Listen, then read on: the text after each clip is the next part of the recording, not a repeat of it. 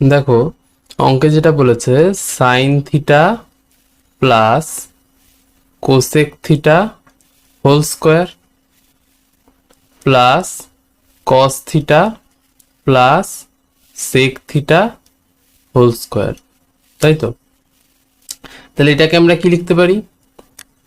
Sign square theta plus 2 into sine theta cosec theta into cosec square theta plus cos square theta plus a plus b whole square 2 into cos theta sec theta plus sec square theta, তাই তো? তাহলে দেখো আগের দিন কি জেনেছিলাম? Sign square theta আর কস square theta এটা সমান সমান 1 হয়। তাহলে sign square theta plus cos square theta এটা সমান সমান 1 হয়, তাই তো? তাহলে এইটা আর এইটা 1 লিখলাম প্লাস সাইন থিটা আর কোসেক থিটা এটা কি একে অপরের অপোজিট, তাই তো? তাহলে সাইন থিটার কোসেক থিটার গুণফল কত হবে? 1 হবে। তাহলে 2 ইন্টু 1 দিলাম, ওকে। প্লাস এখানে দেখো কস থিটা আর সেক থিটা এরাও একে অপরের অনন্যক, তাই না?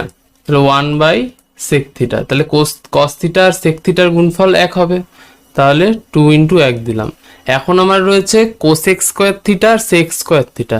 কেন আমি এরকম করছি? দেখো এখানে সবকিছু কট square theta plus tan square থিটার ফর্মে রয়েছে, তাই তো? তো সেই ফর্মে নিয়ে যেতে হবে।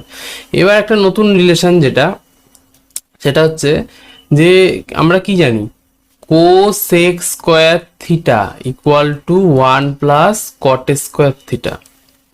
আরেকটা কি জানি, sec square theta equal to 1 plus tan square theta.